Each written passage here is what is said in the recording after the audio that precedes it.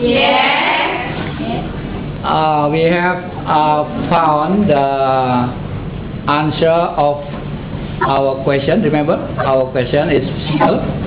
Why the pipette goes down when the balloon is pressed and goes up again when the pressure is released? And our answer is through very intensive discussion, and eventually we found the answer. Remember the answer? Why the pipette goes down? Because when we press the balloon, the pressure goes to the air underneath the balloon, and then the pressure goes to the liquid. And according to Adi said that pressure in the liquid transmitted to all directions, including the one toward the pipette. So the small part of water coming in the pipette, and then the pipette become heavier and then goes down.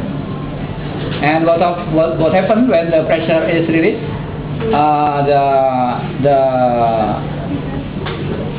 The air pressure in the pipette will go back to normal situation, and then the water coming out from the pipette, and then the pipette goes up again.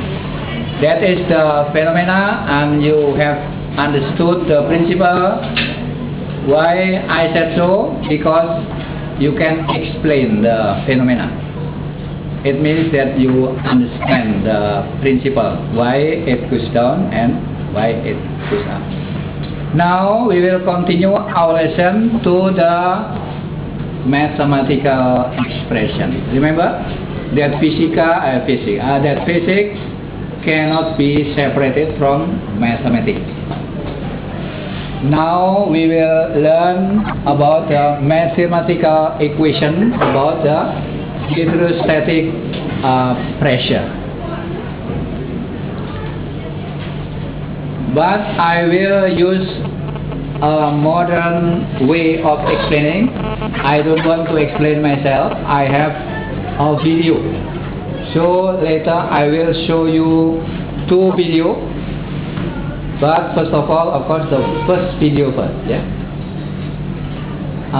Now I will show the video, but you have to watch the video very carefully, because afterward you have to teach your friend about the content or material in the video. Do you remember the technique? What is it called? Forward teaching method. Yeah. So we will use forward teaching method to give you opportunity to teach your friend. So remember, first of all, you will watch the video. Please watch the video. You can take notes while watching the video, so that later, when you have to explain to your friend, you can do it very well. Are you ready for the video? Yes. Okay.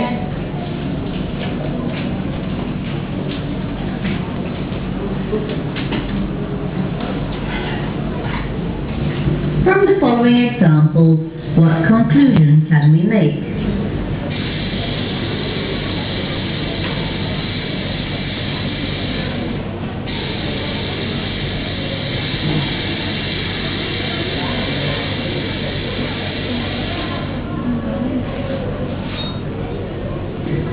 Fluid has pressure.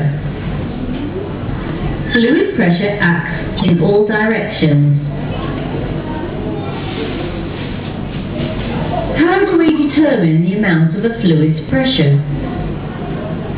To measure a fluid's pressure, consider a cuboid-shaped container with cross-sectional area A equals L times W.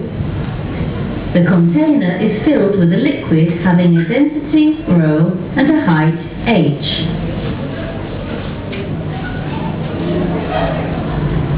The liquid volume in the container is B equals L times W times H, The liquid density in the container is rho equals m divided by v.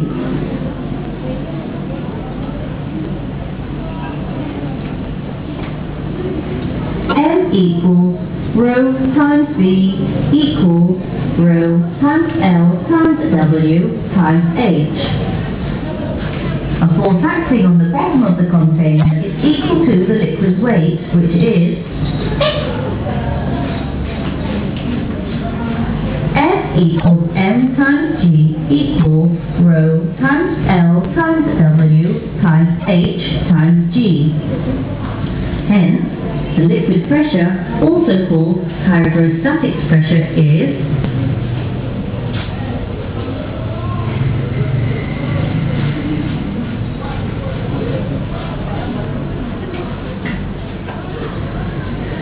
P equals F divided by A equals rho times L times W times H times G divided by L times W.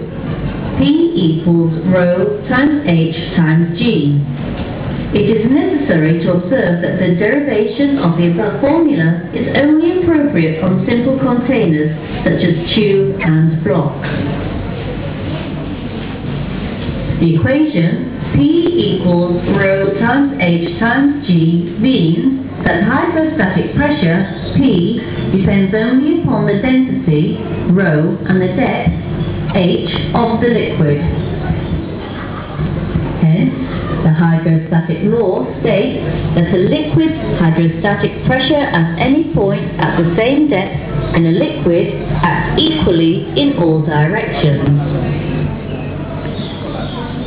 Using the hydrostatics law, we can measure the density of a liquid.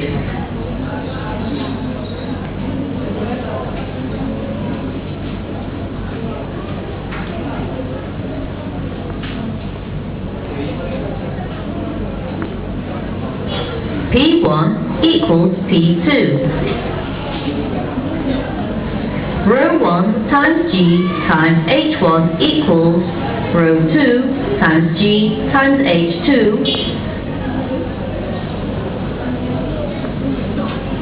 Rho 1 times H1 equals rho 2 times H2. Then we find that rho 2 equals rho 1 times H1 divided by H2.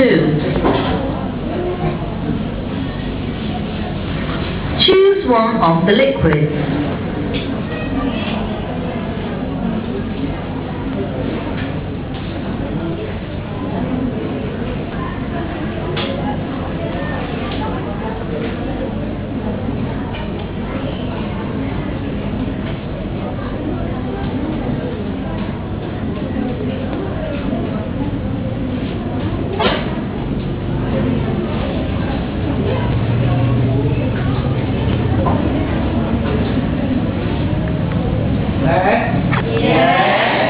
That is the end of the first video. You have got the whole explanation from the video.